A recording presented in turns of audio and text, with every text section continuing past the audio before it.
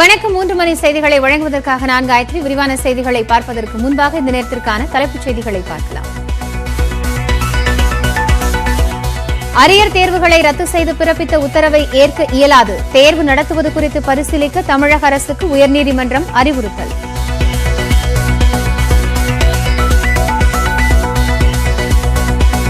சென்னை வேளச்சேரியில் வாக்கு இயந்திரங்களை ஸ்கூட்டரில் கொண்டு சென்ற விவகாரம். 3 பேர் பணியிடை நீக்கம்.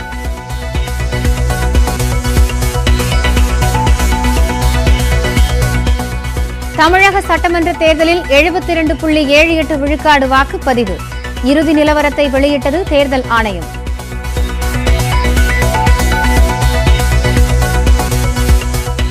வாக்குப்பதிவில் பாலக்கோடு தொகுதியும் கரூர் மாவட்டமும் முதலிடம். 59 விழுக்காடு வாக்குகளோடு கடைசி இடம் பிடித்த சென்னை.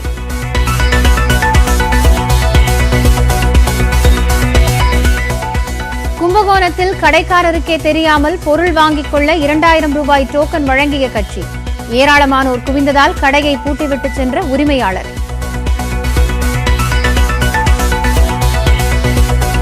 செக் மோசடி தொடர்பான 7 வழக்குகளில் சரத்குமாருக்கு தலா ஓராண்டு சிறை. மனு தாக்கலை அடுத்து 1 மாதத்திற்கு தண்டனை நிறுத்தி வைப்பு. தண்டனை பெற்ற ராதிகா ஆஜராகாததால் பிடியாணை பிறப்பிப்பு. வாக்கு எண்ணிக்கை மையங்களில் இவிஎம் இயந்திரங்களை வைத்து சீல் வைப்பு. துப்பாக்கி ஏந்திய காவல்துறையின் பாதுகாப்பு.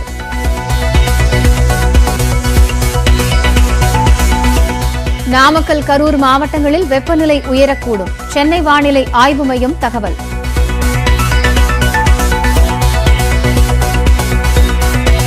தினம்தோறும் புதிய உச்சம் தொடும் கொரோனா பாதிப்பு. கட்டுப்பாடுகள் விதிப்பது தொடர்பாக சுகாதாரத்துறை அதிகாரிகளுடன் தலைமைச் செயலர் பிற்பகலில் ஆலோசனை.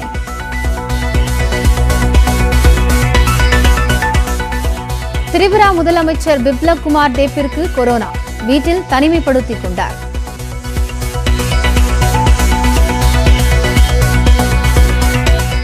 ரெப்போ வட்டி விகிதம் மாற்றமின்றி 4 விழுக்காடாக தொடரும் என ரிசர்வ் வங்கி அறிவிப்பு. வங்கி வழங்கும் கடன்களுக்கான வட்டி விகிதத்தில் மாற்றம் இருக்க வாய்ப்பில்லை.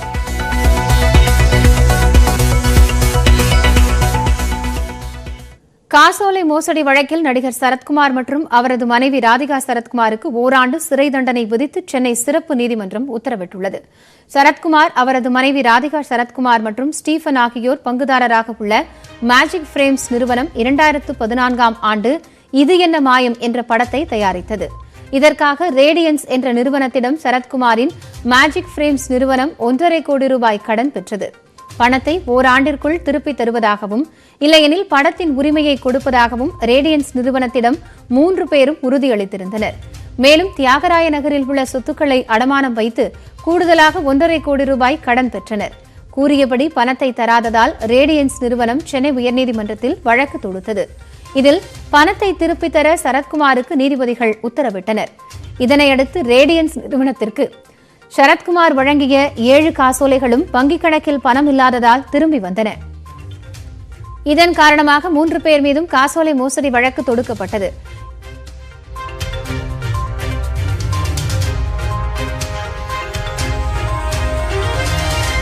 (2011ஆம் ஆண்டு சரத்குமார் சட்டமன்ற உறுப்பினராக இருந்ததால் அவர் மீதான வழக்கு விசாரணை எம்எல்ஏக்கள், எம்பிக்கள் மீதான வழக்குகளை விசாரிக்கும் சென்னை சிறப்பு நீதிமன்றத்தில் நடைபெற்றது. வாதங்கள் முடிந்து இன்று வெளியான தீர்ப்பில் சரத்குமாருக்கு 7 வழக்குகளில் தலா ஓராண்டு சிறை தண்டனையும், ராதிகா சரத்குமார் மற்றும் ஸ்டீபன் ஆகியோருக்கு 2 வழக்குகளில் தலா ஓராண்டு சிறை தண்டனையும் விதிக்கப்பட்டது. மேலும் 3 பேருக்கும் மொத்தமாக 3 கோடியே 30 லட்சம் ரூபாய் அபராதம் விதிக்கப்பட்டது. இதனையடுத்து தண்டனையை நிறுத்தி வைக்க கோரி 3 பேர் தரப்பிலும் மனு தாக்கல் செய்யப்பட்டது. மனுவை விசாரித்த நீதிபதி மூவரின் தண்டனையை 1 மாத காலத்திற்கு நிறுத்தி வைத்து உத்தரவிட்டார். இன்றைய விசாரணையின் போது ராதிகா சரத்குமார் ஆஜராகாததால் அவருக்கு பிடியாணை பிறப்பிக்கப்பட்டது.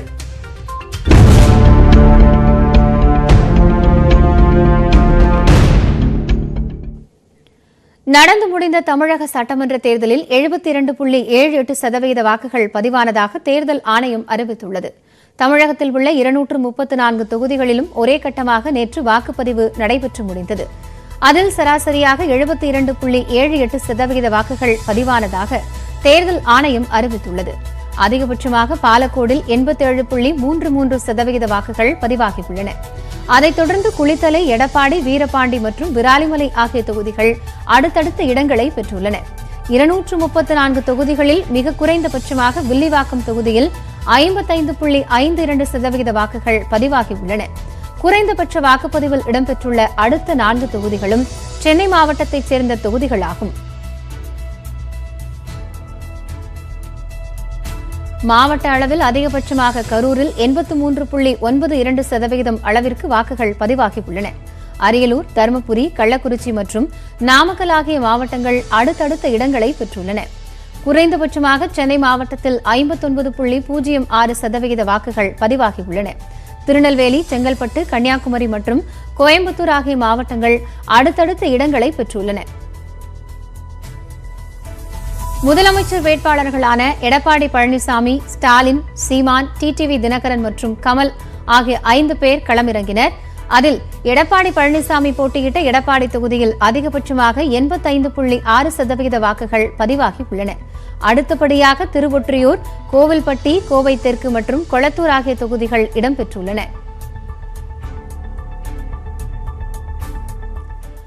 தமிழகம் முழுவதும் 75 வாக்கு எண்ணும் மையங்களில் மின்னணு வாக்குப்பதிவு இயந்திரங்கள் 3 அடுக்கு பாதுகாப்போடு வைக்கப்பட்டுள்ளன. இயந்திரங்கள் உள்ள அறையில் சிசிடிவி கேமராக்கள் பொருத்தப்பட்டு அதில் பதிவாகும் காட்சிகளை வேட்பாளர்களின் முகவர்கள் கண்காணிக்கவும் ஏற்பாடு செய்ய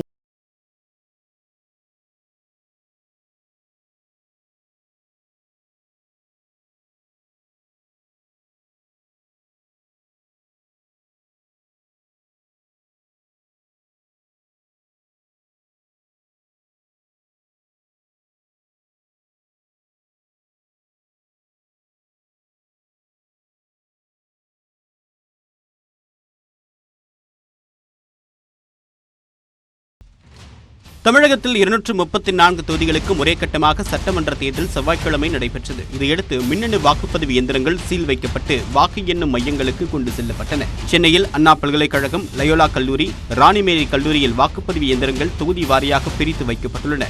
வாக்கு எண்ணும் மையங்களில் 24 மணி நேரமும் சுழற்சி அடிப்படையில் துப்பாக்கி ஏந்திய துணை ராணுவ படையினர் அடங்கிய 3 அடுக்கு பாதுகாப்பு போடப்பட்டுள்ளது. கோவை மாவட்டத்தின் 10 சட்டமன்ற தொகுதிகளில் பதிவான வாக்கு இயந்திரங்கள் தடாகம் சாலையில் உள்ள அரசு தொழில்நுட்ப கல்லூரியில் வைக்கப்பட்டுள்ளன. முன்னதாக வாக்குப்பதிவு இயந்திரங்களை சீல் வைக்கக்கூடிய பணிகளை கோவை தெற்கு தொகுதி மக்கள் நீதி மய்யம் வேட்பாளர் கமல்ஹாசன் நேரில் பார்வையிட்டார். திருச்சியில் 9 தொகுதிகளுக்கான வாக்குப்பதிவு இயந்திரங்கள் 4 வாக்கு எண்ணும் மையங்களில் பலத்த பாதுகாப்புடன் வைக்கப்பட்டுள்ளன. தஞ்சாவூரில் குந்தவை நாச்சியார் அரசு மகளிர் கலைக்கல்லூரியில் பலத்த பாதுகாப்புடன் வாக்குப்பதிவு இயந்திரங்கள் வைக்கப்பட்டுள்ளன. சிசிடிவி கேமராக்கள் பொருத்தப்பட்டிருக்கக்கூடிய அறையை வேட்பாளரின் முகவர்கள் வெளியில் அமைக்கப்பட்டுள்ள திரையின் மூலமாக கண்காணிக்கவும் வசதிகள் செய்யப்பட்டுள்ளன. கன்னியாகுமரி மாவட்டத்தில் சட்டமன்ற தேர்தல் மற்றும் கன்னியாகுமரி மக்களவை தொகுதி இடைத்தேர்தலுக்கு பயன்படுத்தப்பட்ட வாக்குப்பதிவு இயந்திரங்கள் கோணம் அரசு பொறியியல் கல்லூரியில் பாதுகாப்புடன் வைக்கப்பட்டுள்ளன.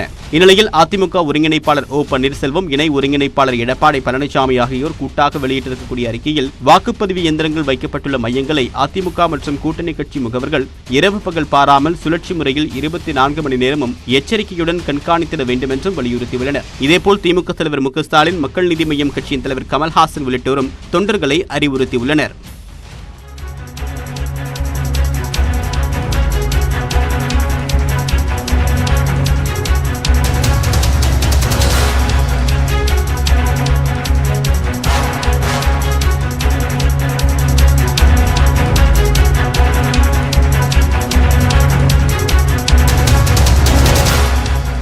தங்கம் விலை சவரனுக்கு 608 ரூபாய் உயர்ந்து 34,672 ரூபாய்க்கு விற்பனை செய்யப்படுகிறது. சில நாட்களாக தங்கத்தின் விலை உயர்வில் மாற்றம் இருந்த நிலையில் குறைந்து காணப்பட்டது. இந்த நிலையில் இன்று ஒரே நாளில் 608 ரூபாய் உயர்ந்து 34,732 ரூபாய்க்கு விற்பனையாகிறது. இதேபோல் வெள்ளியின் விலையும் உயர்ந்திருக்கிறது.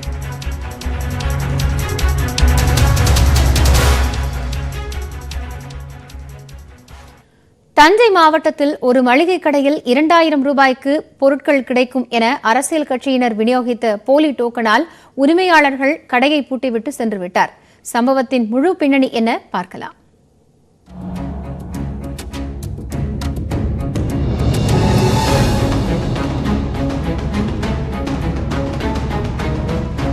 குறிப்பிட்ட மளிகை கடைக்கு சென்றால் 2000 ரூபாய் தருவார்கள் என்று அரசியல் கட்சி ஒன்று விநியோகித்த டோக்கனால் அந்த கடை உரிமையாளர் தனக்கும் அந்த டோக்கனுக்கும் சம்பந்தமில்லை என்று நோட்டீஸ் ஒட்டிவிட்டு கடையை பூட்டிவிட்டு சென்று விட்டார்.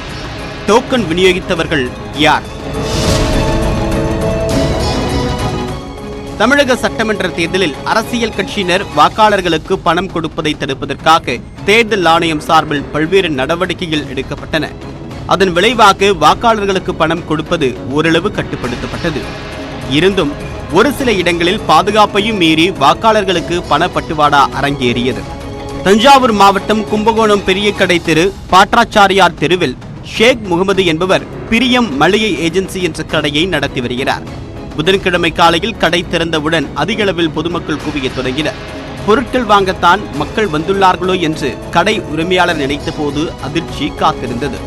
கடையின் பெயர் மற்றும் 2000 ரூபாய் என்று அச்சிடப்பட்ட டோக்கனை கடை உரிமையாளரிடம் கொடுத்த பொதுமக்கள் 2000 ரூபாய் கொடுக்கும்படி கேட்டுள்ளனர். அதிர்ச்சியடைந்த ஷேக் முகமது அது குறித்து விசாரித்த போது அரசியல் கட்சியை சேர்ந்த சில நபர்கள் அவரது கடை பெயரை அச்சிட்டு போலியாக டோக்கன் விநியோகித்தது தெரியவந்தது. இது குறித்து அவர் பொதுமக்களிடம் எடுத்து கூறி விளக்கியும் பலன் ஏற்படாததால் கடையை இழுத்து பூட்டினார் ஷேக் முகமது. மேலும் வேட்பாளர்கள் கொடுத்த டோக்கனுக்கும் தங்களுக்கும் எந்த சம்பந்தமும் இல்லை என்றும் டோக்கனுக்கு தங்கள் கடை பொறுப்பேற்காது என்றும் அச்சிடப்பட்ட நோட்டீஸை கடை கதவில் ஒட்டிவிட்டு சென்று விட்டார். நான் இந்த இடத்துல 25 வருஷமா கடை வச்சிருக்கேன். யாருக்கும் நம்ம எந்த இதுக்கும் போறது கிடையாது. நான் அரசியலில் அதிமுகவில் இருக்கேன். யாரோ என்னமோ தெரியல, நான் அதிமுகவுக்கு நான் வேலை செய்ய போறது இல்லை. யாரோ என்னமோ தெரியல என்ன போட்டு இந்த இது யாரோ ஒருத்தர் டோக்கனை கொடுத்து கடைக்கிட்ட வர்றாங்க தாங்கன்ட்டு. எனக்கு ஒன்றும் தெரியாம நான் மேலே அந்த ஸ்டிக்கர் அடிச்சு எனக்கு சம்மந்தம் இல்லை எங்களுக்கு அப்படின்னு அடிச்சு வச்சிருக்கேன். வாக்குகளுக்கு பணம் வாங்க மாட்டோம் என்று விழிப்புணர்வு பிரச்சாரங்கள் நடந்து கொண்டிருந்த நிலையில் கடையின் பெயரை அச்சிட்டு வழங்கப்பட்ட போலி டோக்கனால் கும்பகோணத்தில் பரபரப்பு ஏற்பட்டுள்ளது.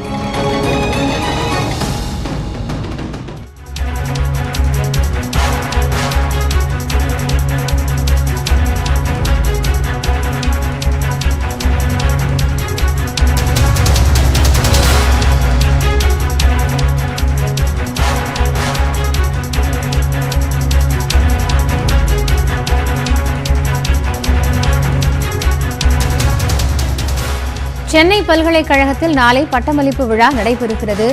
அரியர் மாணவர்கள் தேர்ச்சி பெற்றவர்களுக்கும் பட்டமளிப்பு விழா நடத்தப்படும் என்று துணைவேந்தர் அறிவித்திருக்கக்கூடிய நிலையில் சற்று நேரத்திற்கு முன்பாக சென்னை உயர்நீதிமன்றம் அரியர் தேர்வில் தேர்ச்சி என்ற உத்தரவு செல்லாது என்று அறிவித்திருந்தது. மேலும் தமிழக அரசு அதனை பரிசீலனை செய்து தேர்வு நடத்துவது குறித்து யோசிக்க வேண்டும் என்றும் அறிவுரை வழங்கியிருந்த நிலையில் நாளை சென்னை பல்கலைக்கழகத்தில் பட்டமளிப்பு விழா நடைபெறுகிறது. கூடுதல் விவரங்களோடு செய்தியாளர் கீதன் இணைகிறார். அவரோடு பேசலாம். கீதன், நாளைக்கு சென்னை பல்கலைக்கழகத்தில் பட்டமளிப்பு விழா நடைபெறுகிறது. சற்று நேரத்திற்கு முன்பாக உயர்நீதிமன்றம் அரியர் தேர்வு குறித்த ஒரு உத்தரவையும் பிறப்பித்திருக்கிறது. என்ன கள நிலவரம்? அதாவது சென்னை பல்கலைக்கழகத்தின் 161வது பட்டமளிப்பு விழா நாளை காலை தமிழக ஆளுநர் பன்வாரிலால் புரோஹித் தலைமையில் நடைபெறுகின்றது. இதில் 1 லட்சத்திற்கும் மேற்பட்ட மாணவர்களுக்கு நேரடியாகவும் மறைமுகமாகவும் பட்டங்கள் வழங்கப்பட இருக்கின்றது. இந்த நிலையில்தான் தற்பொழுது ஒரு மிக முக்கிய விவகாரம் எழுந்துள்ளது. அதாவது இந்த நாளை நடைபெறவுள்ள இந்த பட்டமளிப்பு விழாவில் அரியர் தேர்வில் தேர்ச்சி பெற்ற மாணவர்களுக்கும் அதாவது பட்டங்கள் வழங்கப்பட இருப்பதாக சென்னை பல்கலைக்கழகம் தெரிவித்துள்ளது. அதாவது கொரோனா பாதிப்பின் காரணமாக கடந்த ஆண்டு இந்த அரியர் அதாவது பாடங்களில் அரியர் வைத்துள்ள மாணவர்களுக்கு தேர்வில்லாமல் தமிழக அரசு தேர்ச்சி வழங்கியது. இது தொடர்பான வழக்கு தற்பொழுது நீதிமன்றத்தில் நடைபெறுகின்றது. இந்த வழக்கில் தான் தற்பொழுது நீதிமன்றம் மிக முக்கியமான உத்தரவை பிறப்பித்துள்ளது. அதாவது அரியர் பாடங்களுக்கு கண்டிப்பாக தேர்வு வைக்க வேண்டும், தேர்வு வைத்து மட்டுமே மாணவர்களுக்கு தேர்ச்சி வழங்க வேண்டும் என்று தெரிவித்துள்ளது. இந்த நிலையில் நாளை சென்னை பல்கலைக்கழக பட்டமளிப்பு விழாவில் அரியர் மாணவர்களுக்கும் பட்டங்கள் வழங்கப்படும் என்று அதாவது அதில் அரியர் மாணவர்கள் அதாவது தேர்வில்லாமல் தேர்ச்சி பெற்ற மாணவர்களுக்கும் பட்டங்கள் வழங்கப்படும் என சென்னை பல்கலைக்கழக துணைவேந்தர் தெரிவித்திருக்கின்றார். இந்த நிலையில்தான் தற்பொழுது சென்னை பல்கலைக்கழகம் ஒரு முடிவெடுத்திருக்கின்றது. தற்பொழுது அதற்கு எதிராக ஒரு நீதிமன்றம் உத்தரவு பிறப்பித்துள்ளது.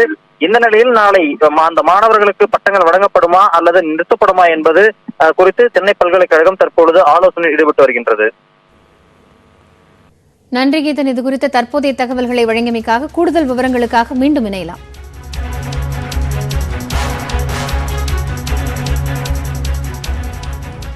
சேலம் மேற்கு சட்டமன்ற தொகுதியில் பதிவான வாக்குப்பதிவு இயந்திரங்களுக்கு வாக்குப்பதிவு முடிந்து இரவு 10 மணி வரை சீல் வைக்காமல் அதிகாரிகள் காலதாமதம் செய்ததால் திமுகவினர் போராட்டத்தில் ஈடுபட்டனர். சேலம் மேற்கு சட்டமன்ற தொகுதிக்குட்பட்ட ஜாக்கிரெட்டிப்பட்டி வாக்குச்சாவடி மையத்தில் நேற்று வாக்குப்பதிவு நடைபெற்றது. வாக்குப்பதிவு முடிவடைந்து இரவு 10 மணி வரை வாக்குப்பதிவு இயந்திரங்களுக்கு சீல் வைக்காமல் அதிகாரிகள் காலதாமதம் செய்ததாக கூறப்படுகிறது. மேலும் திடீரென தனியார் வாடகை கார் ஒன்றில் புதிதாக வாக்குப்பதிவு இயந்திரங்கள் கொண்டுவரப்பட்டதாகவும் கூறப்படுகிறது. இதனால் சந்தேகமடைந்த திமுகவினர் வாகனத்தை சிறைப்பிடித்து போராட்டத்தில் ஈடுபட்டனர். மேலும் வாக்குச்சாவடிகளில் பொருத்தப்பட்டிருந்த சிசிடிவி கேமராக்களை 7 மணிக்கு முன்பாக கழற்றியது ஏன் என்றும் அதிகாரிகளிடம் திமுகவினர் சரமாரியான கேள்விகளை எழுப்பினர். இதையடுத்து அதிகாரிகளின் பேச்சுவார்த்தையை தொடர்ந்து காவல்துறையின் பாதுகாப்புடன் வாக்குப்பதிவு இயந்திரங்கள் சீல் வைக்கப்பட்டு வாக்கு எண்ணும் மையத்திற்கு கொண்டு செல்லப்பட்டன. சென்னை வேளச்சேரியில் 2 வாக்குப்பதிவு இயந்திரங்களை கொண்ட பெட்டிகள் உள்ளிட்ட 4 பெட்டிகளை இருவர் இருசக்கர வாகனத்தில் எடுத்துச் சென்ற விவகாரத்தில் மாநகராட்சி ஊழியர்கள் 3 பேர் பணியிடை நீக்கம் செய்யப்பட்டுள்ளனர். சென்னை வேளச்சேரி டான்சி நகர் பாகம் எண் 92இல் வாக்குப்பதிவு நிறைவடைந்த பிறகு வாக்குப்பெட்டிகள் வாக்கு எண்ணும் இடத்திற்கு எடுத்துச் செல்லப்பட்டன. அப்போது 2 வாக்குப்பெட்டிகள், 1 விவிபேட் இயந்திரம் உள்ளிட்ட 4 பெட்டிகளை இருவர் இருசக்கர வாகனத்தில் கொண்டு சென்றுள்ளனர். இதை கண்ட வழியாக வந்த உணவு டெலிவரி பாய் ஒருவர் வாக்குப்பெட்டி தொடர்பாக கேள்வி எழுப்பியுள்ளார். அப்போது இரு தரப்பினருக்கும் இடையே வாக்குவாதம் ஏற்பட்டதில் சத்தம் கேட்டு அப்பகுதி மக்கள் அங்கு கூடினர். முறைப்படி அரசு வாகனத்தில் ஏன் வாக்குப்பெட்டி கொண்டு செல்லவில்லை என கேட்டு இருவரையும் சிறைப்பிடித்துள்ளனர். தகவல் அறிந்து வந்த போலீசாரின் விசாரணையில் வாக்குப்பெட்டியை கொண்டு சென்றவர்கள் சென்னை மாநகராட்சியில் பணிபுரிவதாகவும் திருவான்மியூரில் உள்ள வாக்கு எண்ணும் மையத்திற்கு பெட்டிகளை எடுத்துச் செல்வதாகவும் கூறியுள்ளார். இதனிடையே திமுக, காங்கிரஸ் உள்ளிட்ட கட்சி பிரதிநிதிகள் மற்றும் சுயேட்சை வேட்பாளர்கள் ஆகியோரும் அங்கு கூடினர். இதனால் அந்த நபரை காவலர்கள் தங்கள் வாகனத்தில் ஏற்றியதால் ஆளுங்கட்சிக்கு ஆதரவாக செயல்படுவதாக கூறி அங்கிருந்தவர்கள் அவர்களை தாக்க முயன்றனர். போலீசார் அவர்களை தடுத்ததும் அங்கிருந்தவர்கள் சாலை மறியலில் ஈடுபடத் தொடங்கினர். இதையடுத்து அங்கு ஏராளமான போலீசார் குவிக்கப்பட்டனர்.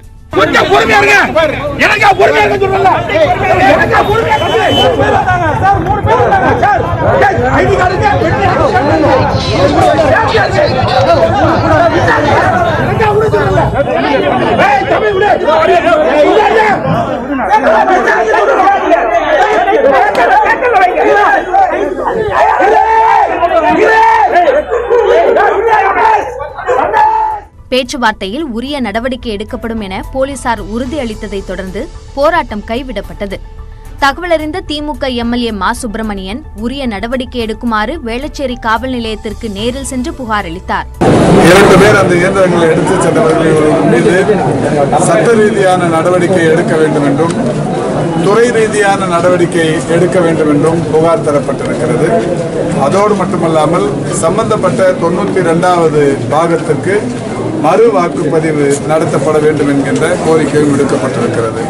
இதனிடையே இருசக்கர வாகனத்தில் எடுத்துச் செல்லப்பட்ட வாக்குப்பெட்டி டிஏசி எனும் தனியார் பள்ளியில் பயன்படுத்தப்பட்டது என தெரியவந்துள்ளது. 15 வாக்குகள் பதிவாகியிருந்த நிலையில் அந்த பெட்டி பழுதாகிவிட்டதாகவும் அதையே மாநகராட்சி ஊழியர்கள் எடுத்துச் சென்றதும் தெரியவந்துள்ளது. அதே சமயம் வாக்குப்பெட்டி ஏன் இருசக்கர வாகனத்தில் கொண்டு செல்லப்பட்டது என்பதற்கான காரணம் இதுவரை தெரியவில்லை. இதனிடையே வாக்கு இயந்திரத்தை ஸ்கூட்டரில் எடுத்துச் செல்ல காரணமான தேர்தல் பணியாளர்கள் 3 பேர் பணியிடை நீக்கம் செய்யப்பட்டுள்ளனர். அவர்களில் 2 சென்னை மாநகராட்சி ஊழியர்கள், 1 சென்னை குடிநீர் வழங்கல் துறையில் பணிபுரிந்து வந்தவர். முழுமையான விசாரணை முடிவடைந்த பிறகே அவர்கள் மீது துறை ரீதியான நடவடிக்கை எடுக்கப்படும் என தகவல் வெளியாகியிருக்கிறது. தொடரும் செய்திகளை இடைவெளிக்கு முக்கிய செய்திகளின் பாதிக்கப்பட்டு சிகிச்சை பெற்று வந்த திமுக எம்பி கனிமொழி குணமடைந்து வீடு திரும்பியுள்ளார். கூடுதல் தகவல்களை செய்தியாளர் பாண்டிராஜிடம் கேட்கலாம். பாண்டிராஜ், கனிமொழி கொரோனா தொற்றிலிருந்து குணமடைந்து வீடு திரும்பி இருக்கிறாரே, விவரங்கள்.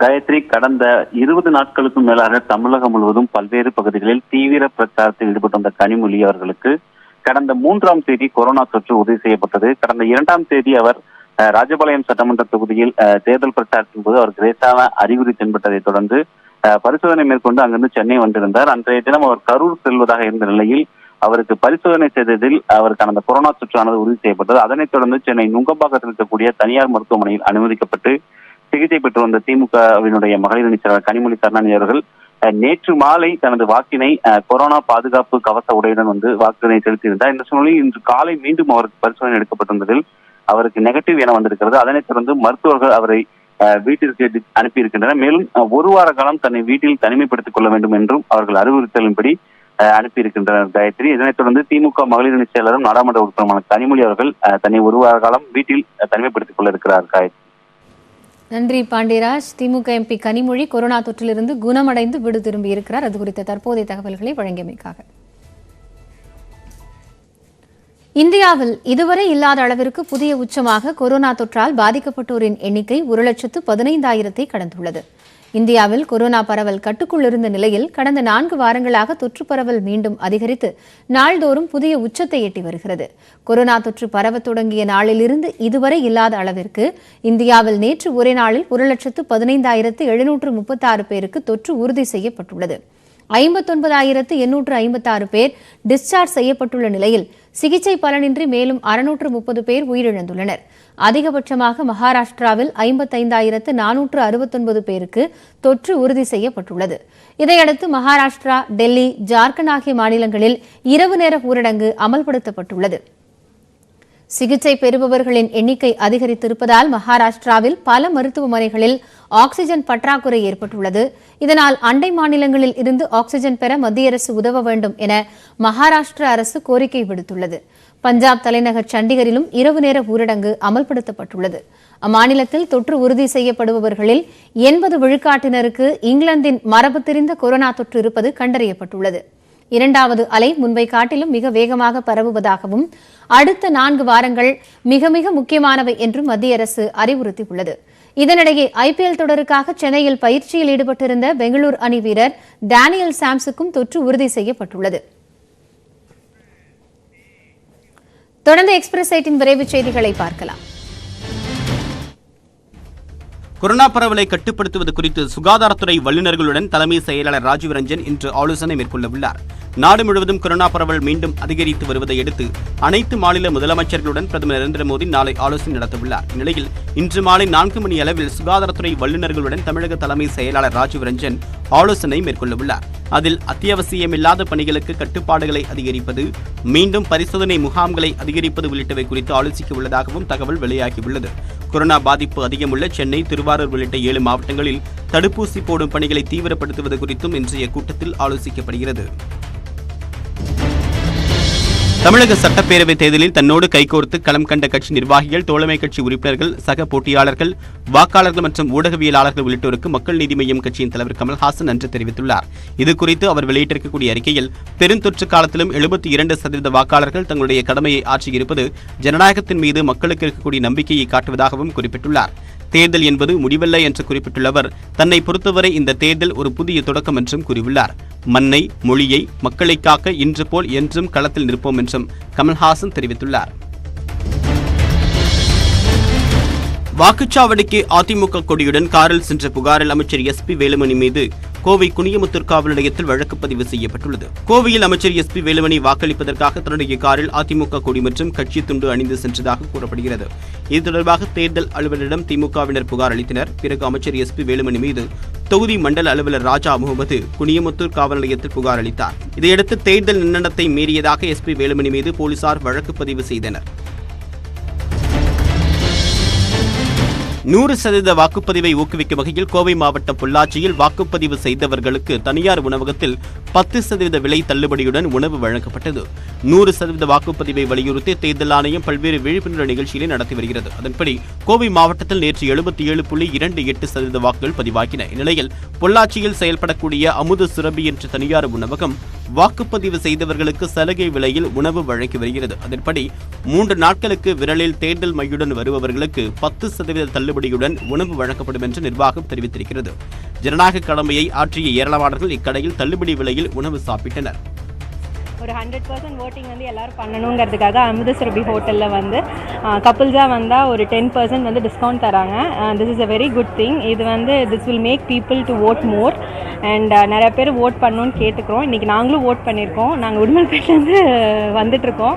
ஸோ நாங்கள் சாப்பிட்றதுக்காக வந்தப்போ தான் இந்த ஒரு ஆஃபர் பார்த்தோம். And I hope every one votes next time. முதுபெரும் தமிழறிஞர் சேக்கிழார் அடிபொடி ராமச்சந்திரன் உடல்நலக்குறைவால் காலமானார். அவருக்கு வயது 87. தஞ்சையை பூர்வீகமாக கொண்ட இவர் ஆரம்ப காலத்தில் வழக்கறிஞராக பணியாற்றி பிறகு முழு நேரம் தமிழுக்கும் தமிழ் இலக்கியத்திற்கும் தன் வாழ்வை அர்ப்பணித்துக் கொண்டவர். தருமை ஆதீனத்தின் சைவ சித்தாந்த கலாநிதி, யாழ்ப்பாண பல்கலைக்கழகத்தின் முது முனைவர் பட்டங்களை பெற்றுள்ளார். சேக்கிழார் மீது கொண்ட அளவற்ற பக்தியால் தன் பெயருக்கு முன்னால் சேக்கிழார் அடிபொடி என்ற பெயரை சேர்த்துக் கொண்டார். மறைந்த தமிழறிஞர் ராமச்சந்திரனின் உடல் சென்னை மேற்கு மாம்பலத்தில் அமைந்துள்ள அவருடைய இல்லத்தில் மக்கள் பார்வைக்கு வைக்கப்பட்டு இறுதி அஞ்சலி செலுத்தப்பட்டது.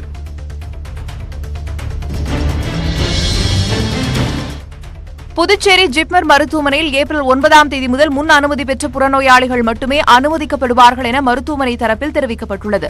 கொரோனா பரவல் மீண்டும் அதிகரித்து வருவதால் நோயாளிகள் பாதிக்கப்படுவதை தடுக்கும் நோக்கில் இந்த நடவடிக்கை எடுக்கப்பட்டுள்ளது. ஆன்லைனில் முன்பதிவு செய்து குறிப்பிட்ட தொலைபேசி எண் மற்றும் ஹலோ ஜிப்மர் செயலி மூலம் மருத்துவர்களை அணுகிய பிறகு அவர்களின் ஆலோசனையின் பேரில் மட்டும் புறநோயாளிகள் மருத்துவமனையில் அனுமதிக்கப்படுவார்கள் என தெரிவிக்கப்பட்டுள்ளது.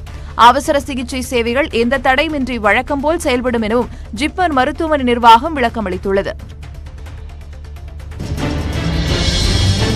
தன்னுடைய 65வது திரைப்பட படப்பிடிப்பு பணிக்காக நடிகர் விஜய் ஜார்ஜியா புறப்பட்டு சென்றார். நெல்சன் திலீப் குமார் இயக்கத்தில் நடிகர் விஜய் தனது 65வது படத்தில் நடிக்கிறார். இப்படத்தின் பூஜை பணிகள் கடந்த வாரம் சென்னை பெருங்குடியில் நடைபெற்றது. படப்பிடிப்பு பணிகள் ஜார்ஜியாவில் நடைபெற உள்ளதால் தேர்தலுக்காக படக்குழு காத்திருந்தது. இந்நிலையில் நேற்று தேர்தல் முடிந்த கையோடு படக்குழுவினர் ஜார்ஜியாவுக்கு புறப்பட்டு சென்றனர். இவர்களுடன் நடிகர் விஜயும் புறப்பட்டு சென்றார்.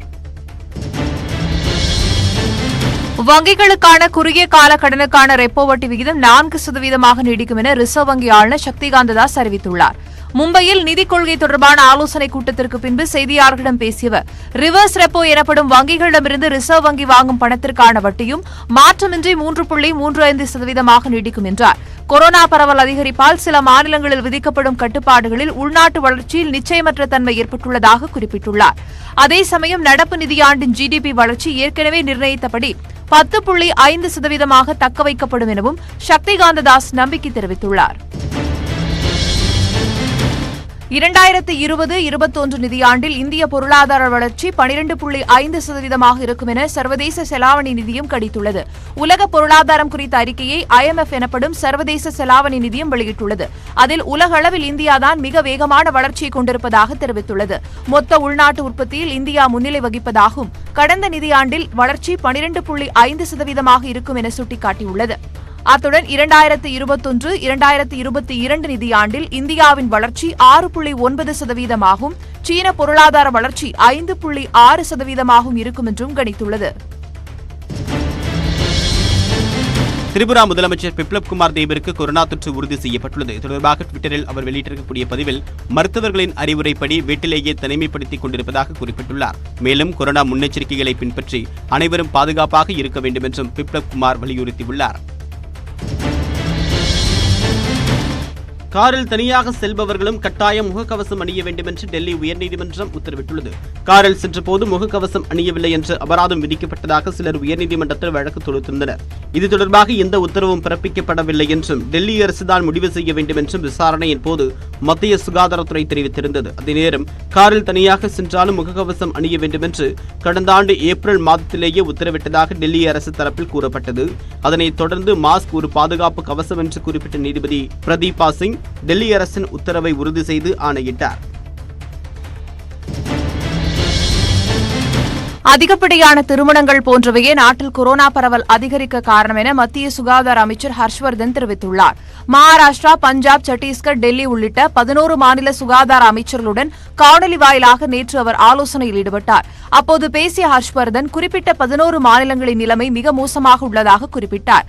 திருமணங்கள், வேளாண் போராட்டங்கள் மற்றும் உள்ளாட்சித் தேர்தல் ஆகியவை இதற்கு காரணம் எனவும் தெரிவித்துள்ளார். அந்த 11 மாநிலங்களில் இருந்து மட்டுமே நாள்தோறும் 54% புதிய கொரோனா பாதிப்புகளும் 65% இறப்புகளும் பதிவாவதாக ஹர்ஷ்வர்தன் பேசினார்.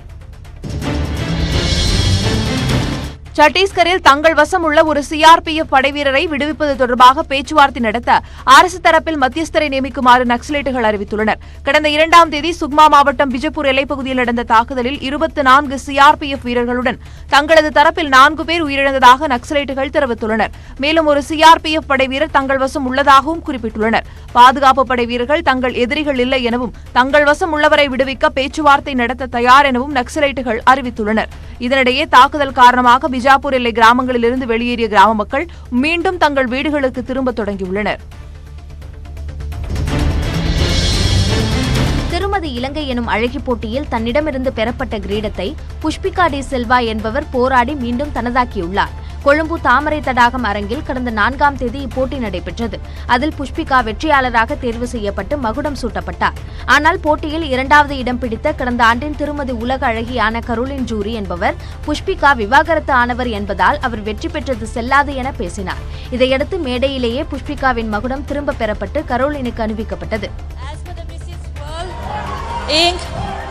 There is a rule that you all have to be married and not divorced.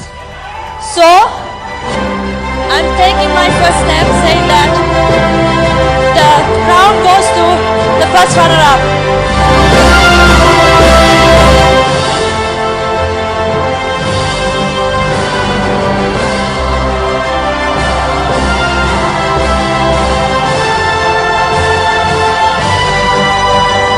இது தொடர்பாக புஷ்பிகா காவல் நிலையத்தில் புகார் அளிக்க நடுவரின் தீர்ப்பை மாற்ற கரோலினுக்கு உரிமை இல்லை என பலர் குற்றம் சாட்டினர். இதையடுத்து திருமதி இலங்கைக்கான மகுடம் மீண்டும் புஷ்பிகாவிற்கு வழங்கப்பட்டுள்ளது.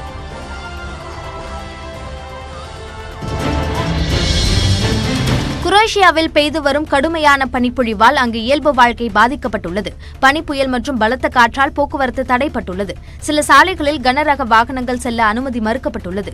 அட்ரியாட்டிக் கடல் பகுதியில் வீசும் காற்றால் படகுகள் தரை தட்டியுள்ள நிலையில் கடற்கரையோர சாலைகளில் கார்களுக்கு மட்டும் அனுமதி வழங்கப்பட்டுள்ளது. இந்த பனிமூட்டம் இன்று மேலும் கிழக்கு நோக்கி பரவும் என்று எதிர்பார்க்கப்படுகிறது.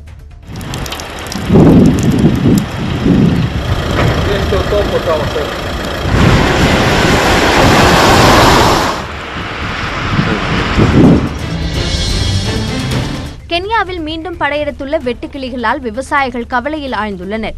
அந்நாட்டில் விளைநிலங்கள் வெட்டுக்கிளிகளின் படையெடுப்பால் பெரும் சேதாரத்தை சந்தித்து வருகின்றன. தற்போது மழைக்காலம் முடிந்து பயிரிடுவதற்கு நிலங்களை விவசாயிகள் தயார்படுத்தி வருகின்றனர். இந்த பருவம் பூச்சி மருந்து தெளிப்பதற்கு ஆளாகி வருகின்றனர். மாதவிலக்கு என்பது உலகில் ஒவ்வொரு பெண்ணின் வாழ்க்கையிலும் பாதிப்பை ஏற்படுத்துகிறது. இதுகுறித்து பேச பெண்கள் தயங்கும் நிலையில் கவிதை மூலம் மேற்கொள்ளப்படும் விழிப்புணர்வு பிரச்சாரத்தால் இளம் பெண்களின் மனதில் மாற்றம் ஏற்பட்டுள்ளது. ஹெலிஷா என்ற கவிதை மூலம் ஏற்பட்ட மாற்றத்தை இந்த தொகுப்பில் பார்க்கலாம்.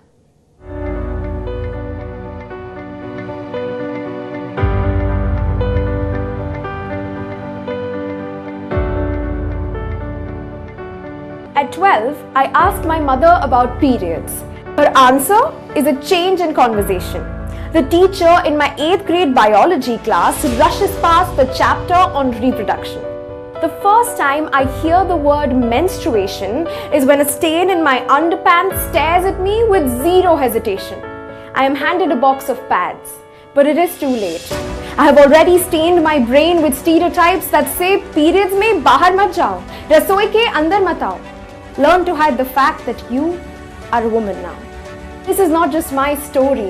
While you and I may be out of school already, 1 out of 5 girls continue to drop out early. These young girls and boys deserve what we never received. An education in periods is the need. To take all that comes with womanhood in our stride, let's teach our children. Periods are not a prison, but a matter of pride.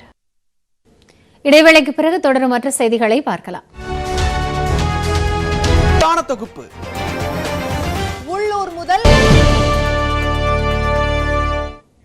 ஊதிய உயர்வு உள்ளிட்ட கோரிக்கைகளை வலியுறுத்தி கர்நாடகாவில் அரசு போக்குவரத்து ஊழியர்கள் வேலை நிறுத்தத்தை தொடங்கியிருப்பதால் பேருந்துகள் ஓடவில்லை. போக்குவரத்து கழக சங்கங்கள் முன்வைத்த 8 கோரிக்கைகளை அரசு ஏற்கனவே ஏற்றுக்கொண்ட போதிலும் அரசு ஊழியர்களாக மாற்ற வேண்டும் என்ற கோரிக்கை மட்டும் நிராகரிக்கப்பட்டது. அதனுடன் ஊதிய உயர்வு வழங்க கோரியும் ஊழியர்கள் காலவரம்பற்ற போராட்டத்தை தொடங்கியுள்ளனர். இதனால் பெங்களூரு, சிவமோகா உட்பட மாநிலம் முழுவதும் அரசு பேருந்துகள் இயக்கப்படவில்லை. இதன் காரணமாக பயணிகள் இன்றி பேருந்து நிலையங்கள் வெறிச்சோடி காணப்பட்டன.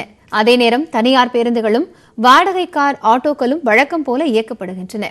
போராட்டத்தில் ஈடுபட்டால் அத்தியாவசிய பணிகள் தடுப்புச் சட்டத்தின் கீழ் நடவடிக்கை எடுக்கப்படும் என கர்நாடக அரசு எச்சரித்துள்ளது. இதன் காரணமாக கிருஷ்ணகிரி மாவட்டம் ஹொசூரில் இருந்து பெங்களூருவிற்கு செல்லும் கர்நாடக அரசு பேருந்துகள் இயக்கப்படாததால் பயணிகள் கடும் சிரமத்திற்கு ஆளாகினர்.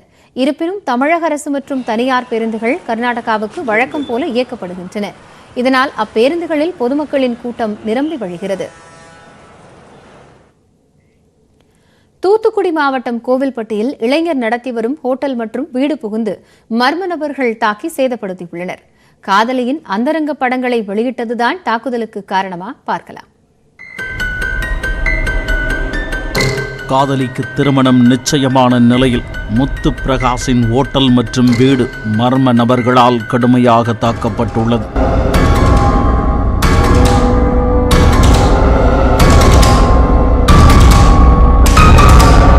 தாக்கியது காதலியின் சகோதரர்தான் என குற்றம் சாட்டியுள்ளார் முத்து பிரகாஷ்.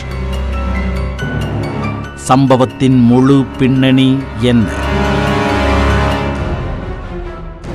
தூத்துக்குடி மாவட்டம் கோவில்பட்டி ஆசிரியர் காலனியைச் சேர்ந்தவர் 26 வயதான முத்து பிரகாஷ். பிஇ பட்டதாரியான இவர் புதுரோடு பகுதியில் ஓட்டல் நடத்தி வருகிறார். இவரும் அதே பகுதியைச் சேர்ந்த 24 வயதான இளம் பெண்ணும் கடந்த 5 ஆண்டுகளாக காதலித்து வந்துள்ளனர். இளம் பெண் ஆசிரியர் பயிற்சி முடித்து தனியார் பள்ளி ஒன்றில் ஆசிரியையாக பணிபுரிகிறார். இந்த நிலையில் காதலியின் ஆலோசனையின் பேரில் முத்து பிரகாஷ் அவரது வீட்டிற்கு சென்று பெண் கேட்டுள்ளார். ஆனால் இருவரும் வெவ்வேறு சமூகங்களைச் சேர்ந்தவர்கள் என்பதால் காதலியின் தந்தை சம்மதிக்கவில்லை. மேலும் பெண் வீட்டார் பெண்ணுக்கு வேறொரு இடத்தில் மாப்பிள்ளை பார்த்து நிச்சயதார்த்தத்தையும் முடித்துள்ளனர். இதற்கிடையே அந்த மாப்பிள்ளைக்கு முத்து பிரகாஷ் தானும் காதலியும் இருக்கும் படங்களை அனுப்பி வைத்ததாக கூறப்படுகிறது. அதையடுத்து மாப்பிள்ளை வீட்டார் திருமணத்தை ரத்து செய்துவிட்டனர். இந்த நிலையில் ஏப்ரல் 3ஆம் தேதி மர்ம நபர்கள் சிலர் முத்து பிரகாஷ் வீடு மற்றும் ஹோட்டலில் புகுந்து பொருட்களை அடித்து நொறுக்கி கடுமையாக சேதப்படுத்தி உள்ளனர். அந்த பிள்ளையோட தம்பி பேர் பேச்சுப்பாண்டி 25 பேரை வச்சு கூலிப்படையினரை வச்சு என் மேலே இதுக்குள்ள குலவெறி தாக்குதல் நடத்தியிருக்காங்க. கடையில் போய் என்னை தேடி அடிச்சிருக்காங்க. கடையில் இருக்க எல்லா grill, tandoori, cash counter, computer எல்லாத்தையுமே சேதப்படுத்திட்டாங்க. அங்கே நான் இல்லைன்னொன்னே என்னை கொலை பண்ணுறது தான் அவங்களோட ஒரே நோக்கமாக இருந்தது. அங்கே நான் இல்லைன்னொன்னே வீட்டுக்கு வந்திருக்காங்க. வீட்டுக்கு வந்தவனையும் வீட்டில் கிரில் கேட்டு வெளியில் கதவு பூட்டோடு பூட்டி இருந்தனால என்னை அட்டாக் பண்ண முடியல. ஆனால் கிரில் கேட்டில் அருவாள் வச்சு வெட்டினாங்க. வந்திருந்த எல்லாருமே 25 பேர்கிட்ட வந்தாங்க. எல்லாருமே அருவாள் வச்சு தான் இது பண்ணாங்க. இன்னும் அந்த 25 பேர்த்த காவல்துறையினால் இது பண்ணல, இதுக்குள்ள கைது செய்யப்படலை. காதலியின் சகோதரரான பேச்சிப்பாண்டி என்பவர் தனது ஆதரவாளர்களுடன் வந்து தாக்கியதாக முத்து பிரகாஷும் அவரது தந்தை அரசகுமாரும் போலீசாரிடம் புகார் அளித்துள்ளனர். இதற்கிடையே பெண் வீட்டார் தன் மீது கொலைவெறி தாக்குதல் நடத்தியதால் போலீசார் தனக்கு பாதுகாப்பு அளிக்க வேண்டும் என கோரி முத்து பிரகாஷ் வெளியிட்டுள்ள ஆடியோ அந்த பகுதியில் பரபரப்பை ஏற்படுத்தி இருக்கிறது. இந்த சூழ்நிலையில் நானும் என் குடும்பமும் இப்போ தலைமறைவாக இருக்கோம். இப்போ தலைமறைவாக இருந்து என்னால் வாழ முடியாது. ஏன்னா என்னோடய வாழ்வியல் வியாபாரம். நான் ஒரு வியாபாரி, ஒரு உணவகம் வச்சு நடத்துகிறேன். அப்படிங்கிற சூழ்நிலையில் எத்தனை நாள் நான் இந்த கூலிப்படைக்காக நான் தலைமறைவாக இருக்கணும்னு என்னால் முடியலை. தலைமறைவாக இருந்து என்னால் வாழ முடியாது. அதனால் எனக்கும் என் குடும்பத்துக்கும் தமிழக அரசு முதலமைச்சரும் போதிய பாதுகாப்பு தந்து சட்டம் ஒழுங்கு பாதுகாக்க வேணும்னு கேட்டுக்கிறேன். இந்த சூழலில் முத்து பிரகாஷ் அளித்த புகாரின் பேரில் பெண்ணின் சகோதரர் பேச்சிப்பாண்டி உள்ளிட்ட 7 பேர் மீது போலீசார் வழக்கு பதிவு செய்து விசாரணை நடத்தி வருகின்றனர். புதுக்கோட்டை மாவட்டம் விராலிமலை தொகுதிக்கு உட்பட்ட 27வது வாக்குச்சாவடியில் பயன்படுத்தப்பட்ட வாக்கு இயந்திரங்களுக்கு சீல் வைக்க பயன்படுத்தப்படும் டேகுகள் வாக்கு இயந்திரங்கள் வைக்கப்பட்டுள்ள அறைக்கு வெளியே கிடப்பதாக புகார் எழுந்திருக்கிறது. கூடுதல் தகவல்களை செய்தியாளர் அரவிந்திடம் கேட்கலாம். அரவிந்த், இப்போ சீல் வைக்கப்பட்ட அறைக்கு வெளியே எப்படி இந்த பயன்படுத்தப்பட்ட டேகுகள் கிடைக்கின்றன? என்ன நடவடிக்கை எடுக்கப்பட்டிருக்கிறது? வணக்கம் காயத்ரி. தமிழகம் முழுவதும் சட்டப்பேரவை தேர்தல் நேற்று அமைதியாக நடைபெற்றது. அது புதுக்கோட்டை மாவட்டத்தில் ஒரு சில இடங்கள் தவிர மற்ற இடங்கள் ரொம்ப அமைதியாகவும் பொதுமக்கள் நல்ல மும்முரமாகவும் வாக்களித்து வாக்குப்பதிவானது நிறைவேற்றது. இந்த புதுக்கோட்டை மாவட்டத்துக்கு உட்பட்ட 1902 வாக்குச்சாவடிகளில் வாக்குப்பதிவு நடைபெற்றது. அந்த வாக்குப்பதிவு இயந்திரங்கள் அனைத்தும் தற்போது புதுக்கோட்டை மகளிர் கல்லூரியில வந்து பாதுகாப்பாக வைக்கப்பட்டுள்ளது. இதுல வந்து விராலிமலை தொகுதிக்கு உட்பட்ட 27ஆம் நம்பர் வாக்குச்சாவடியில உள்ள வாக்குப்பதிவு இயந்திரம் வந்து புதுக்கோட்டை KKC எனப்படும் மகளிர் கல்லூரி, அரசு மகளிர் கல்லூரியில வந்து பாதுகாக்கப்பட்டு வச்சு இன்று காலை வந்து மாவட்ட ஆட்சியர் தலைமையில வந்து அதிகாரிகள் வந்து சீல் வைத்து அந்த அறைக்கு வந்து சீல் வைத்து பாதுகாப்பாக வைக்கப்பட்டது. இந்நிலையில வந்து அந்த பாதுகாப்பு அறைக்கு பாதுகாத்து சீல் வைக்கப்பட்ட அறைக்கு வெளியே அந்த விராலிமலை தொகுதிக்கு உட்பட்ட 27ஆம் நம்பர் வாக்குச்சாவடியில் உள்ள வாக்குப்பதிவு இயந்திரத்தில் வந்து முகவர்கள் மற்றும் அந்த தேர்தல் அதிகாரிகள் கையொப்பமிட்ட டேக் என்று சொல்லக்கூடிய அந்த கையொப்பம் தாங்கிய டேக் வந்து அறைக்கு வெளியே கிடந்ததால் வந்து கிடந்திருக்கு. இதை பார்த்த வந்து திமுக முகவர் வந்து செல்லத்துறை என்பவர் வந்து தகவலின் அடிப்படையில் வந்து விராலிமலை தொகுதியில போட்டியிடக்கூடிய தென்னலூர் பழனியப்பன் என்பவருக்கு தகவல் எடுத்தார். இதை அடுத்து அவர் வந்து அந்த வாக்குச்சாவடிக்கு இது வைக்கப்பட்டிருக்க அறைக்கு வந்த விராலிமலை தொகுதி திமுக வேட்பாளர் வந்து மாவட்ட ஆட்சியரிடம் வந்து கோரிக்கையை வைத்து இது போன்று வந்து வெளியில் டேக் கிடந்ததால் எங்களுக்கு சந்தேகமாக இருக்கின்றது. ஏற்கனவே விராலிமலை பகுதியில் வந்து பல்வேறு பிரச்சனைகள் நடைபெற்று வரும் நிலையில் தேர்தல் அதிகாரிகளும் இதுக்கு உடந்தை போயிருக்கலாம் என்று கூறி மாவட்ட ஆட்சியரும் தொடர்ந்து புகார் அளித்து வந்தார். இன்று காலையில் அவர் கோரிக்கை மனுவை ஏற்று வந்து மாவட்ட ஆட்சியர் தலைமையிலான பூட்டி அறை சீல் வைக்கப்பட்ட அறைகளை திறந்து மீண்டும் அவர் முன் வந்து பரிசோதனை செய்யப்பட்டது. பரிசோதனை செய்த வரை வந்து அந்த டேக்கள் வந்து எதிர்பாராத விதமாக கலந்து விழுந்திருக்கலாம், மற்றபடி எதுவும் நடக்கவில்லை என்று மாவட்ட ஆட்சியர் தரப்பில் வந்து விளக்கம் கொடுக்கப்பட்டிருக்கு. இருந்தாலும் வந்து வாக்கு எண்ணிக்கையின் அன்று வந்து அந்த முழுமையாக அந்த இயந்திரம் வந்து பரிசோதிக்கப்படும். அப்படி ஏதேனும் அதில் பிரச்சனை ஏற்பட்டிருந்தால் அதற்கான இது வந்து அப்போது நடவடிக்கை எடுக்கப்படும் என்று மாவட்ட ஆட்சியர் தரப்பிலிருந்து நம்ம உறுதியளித்திருக்காங்க. காயத்ரி, நன்றி அரவிந்த். இது குறித்த தற்போதைய தகவல்களை விரிவாக வழங்கியமைக்காக. தொடர்ந்து விரைவு செய்திகளை பார்க்கலாம். அரியர் தேர்வுகளை ரத்து செய்து தமிழக அரசு பிறப்பித்த உத்தரவை ஏற்க இயலாது என சென்னை உயர்நீதிமன்றம் தெரிவித்துள்ளது. தமிழகத்தில் கொரோனா பரவல் அதிகரித்ததை அடுத்து கடந்த ஆண்டு ஆகஸ்ட் மாதம் அரியர் தேர்வுகளை ரத்து செய்து தமிழக அரசு அரசாணையில் பிறப்பித்தது. அந்த அரசாணையில் அரியர் தேர்வு கட்டணம் செலுத்தியவர்கள் அனைவரும் தேர்ச்சி பெற்றதாக அறிவிக்கப்பட்டது. இந்த அரசாணையை ரத்து செய்ய வலியுறுத்தி அண்ணா பல்கலைக்கழக முன்னாள் துணைவேந்தர் பாலகுருசாமி உள்ளிட்டோர் சென்னை உயர்நீதிமன்றத்தில் வழக்கு தொடர்ந்தனர். இந்த வழக்கை விசாரித்த தலைமை நீதிபதி சஞ்சீவ் பானர்ஜி தலைமையிலான அமர்வு தமிழக அரசின் அரசாணையை ஏற்க இயலாது என தெரிவித்தனர். தேர்வு நடைமுறையை மேற்கொள்வது குறித்து பரிசீலிக்க வேண்டும் என்று தமிழக அரசுக்கு அறிவுறுத்திய நீதிபதிகள் விசாரணை ஏப்ரல் 15ஆம் தேதிக்கு தள்ளி வைத்தனர். தூத்துக்குடி மாவட்டம் முதலூரை சேர்ந்த ஜெபராஜ் என்பவர் குடிபோதையில் செல்போன் டவரில் ஏறி தற்கொலை மிரட்டல் விடுத்த சம்பவம் பரபரப்பை ஏற்படுத்தியுள்ளது.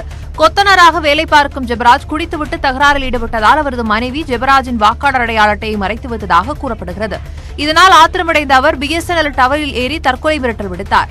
தகவல் அறிந்து வந்த காவல்துறையினர் ஜெபராஜை கீழே இறங்கும்படி எச்சரித்தனர். இதற்கு மறுப்பு தெரிவித்து கீழே குதித்து விடுவதாக ஜெபராஜ் தொடர்ந்து மிரட்டினார்.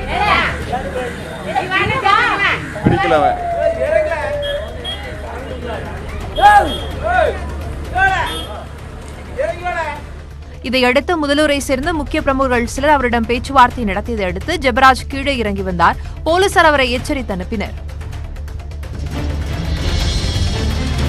பஞ்சாப் மாநிலம் முழுவதும் ஏப்ரல் 30ஆம் தேதி வரை இரவு நேர ஊரடங்கு அமல்படுத்தப்படும் என மாநில அரசு அறிவித்துள்ளது. கொரோனா பரவல் அதிகரித்துள்ள நிலையில் இந்த நடவடிக்கை எடுக்கப்பட்டுள்ளது. ஏற்கனவே தலைநகர் சண்டிகரில் மட்டும் இரவு நேர ஊரடங்கு அமல்படுத்தப்பட்டிருந்தது. தற்போது மாநிலம் முழுவதும் இன்று முதல் இரவு 9 மணி தொடங்கி காலை 5 மணி வரை ஊரடங்கு அறிவிக்கப்பட்டுள்ளது. மேலும் அரசியல் நிகழ்ச்சிகளுக்கும் தடை விதிக்கப்பட்டுள்ளது. பஞ்சாபில் புதிதாக கொரோனா தொற்றால் பாதிக்கப்படுபவர்களில் 80% பேருக்கு இங்கிலாந்தின் மரபு தெரிந்த கொரோனா தொற்று ஏற்படுவதாக மத்திய அரசு எச்சரித்துள்ளது.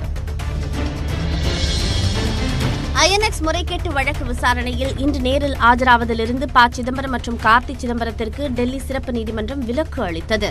இந்த வழக்கில் குற்றம் சாட்டப்பட்ட 6 பேர் மீதும் நடவடிக்கை எடுக்க போதுமான ஆவணங்கள் இருப்பதாக கூறி இன்று நேரில் ஆஜராக சம்மன் அனுப்பப்பட்டது.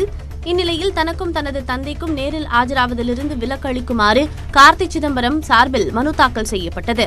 அதன் மீதான விசாரணையில் தமிழக தேர்தலில் நட்சத்திர பேச்சாளராக பணியில் ஈடுபட்டிருந்ததாகவும் நேற்று தேர்தல் முடிந்த நிலையில் இன்று உடனடியாக ஆஜராக முடியவில்லை என்றும் சிதம்பரம் தரப்பில் வாதிடப்பட்டது. இதை ஏற்ற நீதிபதி வழக்கு விசாரணையை ஆகஸ்ட் 9ஆம் தேதிக்கு ஒத்திவைத்து உத்தரவிட்டார். நாமக்கல் மற்றும் கரூர் மாவட்டங்களில் இன்றும் நாளையும் இயல்பை விட 3 முதல் 4 டிகிரி செல்சியஸ் வரை வெப்பம் அதிகரிக்கும் என சென்னை வானிலை ஆய்வு மையம் தெரிவித்துள்ளது. இது தொடர்பாக அம்மையம் வெளியிட்டுள்ள செய்திக்குறிப்பில் குமரிக்கடல் பகுதியில் வளிமண்டல சுழற்சி உருவாக வாய்ப்புள்ளதால் வரும் 9ஆம் தேதி முதல் 11ஆம் தேதி வரை மேற்கு தொடர்ச்சி மலை மாவட்டங்கள் மற்றும் தென் தமிழகத்தின் ஓரிரு இடங்களில் லேசானது முதல் மிதமான மழை பெய்யக்கூடும் என தெரிவிக்கப்பட்டுள்ளது. சென்னையை பொறுத்தவரை அடுத்த 48 மணி நேரத்திற்கு வான மேகமூட்டத்துடன் காணப்படும் என குறிப்பிட்டுள்ள வானிலை மையம் அங்கு அதிகபட்சமாக 35 டிகிரி செல்சியஸ் வெப்பநிலையும் குறைந்தபட்சமாக 26 டிகிரி செல்சியஸ் வெப்பநிலையும் பதிவாகும் எனவும் கூறப்பட்டுள்ளது.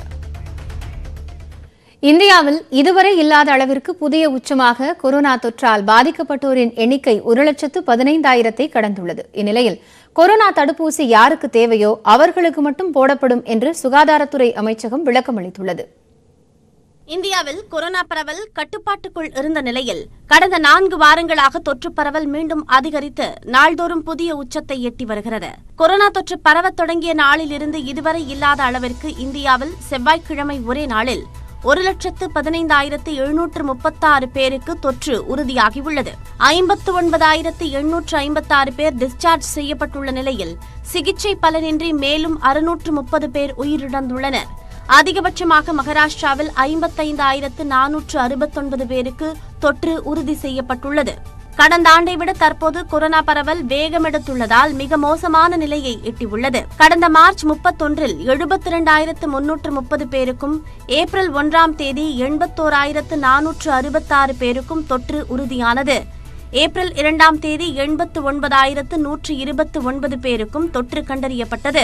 ஏப்ரல் 4ஆம் தேதி அதுவரை இல்லாத அளவாக ஒருநாள் கொரோனா பாதிப்பு 1,03,558 பதிவானது.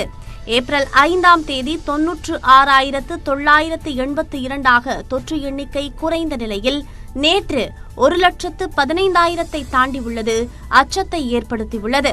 இதையடுத்து மகாராஷ்டிரா, டெல்லி, ஜார்க்கண்ட் ஆகிய மாநிலங்களில் இரவு நேர ஊரடங்கு அமல்படுத்தப்பட்டுள்ளது. சிகிச்சை பெறுவோரின் எண்ணிக்கை அதிகரித்திருப்பதால் மகாராஷ்டிராவில் பல மருத்துவமனைகளில் ஆக்ஸிஜன் பற்றாக்குறை ஏற்பட்டுள்ளது. இதனால் அண்டை மாநிலங்களிலிருந்து ஆக்ஸிஜன் பெற மத்திய அரசு உதவ வேண்டும் என மகாராஷ்டிரா அரசு கோரிக்கை வைத்துள்ளது. மேலும் பல்வேறு மாவட்டங்களில் கொரோனா தடுப்பூசி தட்டுப்பாடு ஏற்பட்டுள்ளது.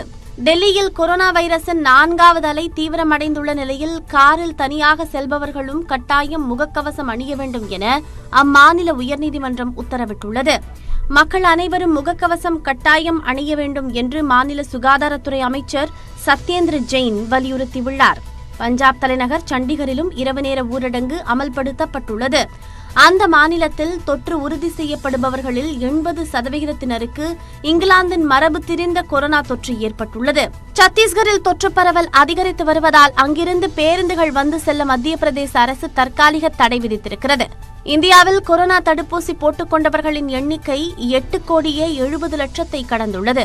மக்கள் அனைவருக்கும் ஏன் தடுப்பூசி போடக்கூடாது என்று பல்வேறு தரப்பினரும் கேள்வி எழுப்பி வரும் நிலையில் கொரோனா மரணங்களை தடுக்க வேண்டும், முன்கள பணியாளர்களை காப்பாற்ற வேண்டும் என்ற நோக்கத்திற்காக மட்டும் தற்போது தடுப்பூசி போடப்படுவதாக சுகாதாரத்துறை செயலாளர் ராஜேஷ் பூஷன் தெரிவித்துள்ளார்.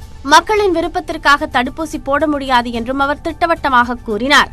2வது அலை முன்பை காட்டிலும் மிக வேகமாக பரவுவதாகவும் அடுத்த 4 வாரங்கள் மிக மிக முக்கியமானவை என்றும் மத்திய அரசு அறிவுறுத்தியுள்ளது. இதனிடையே IPL தொடருக்காக சென்னையில் பயிற்சியில் ஈடுபட்டிருந்த பெங்களூரு அணி வீரர் டேனியல் சாம்ஸுக்கும் தொற்று உறுதியாகியுள்ளது. மேலும் அண்மை செய்திகளுக்கு தொடர்ந்து இணைந்திருங்கள். இது நியூஸ் 18 தமிழ்நாடு.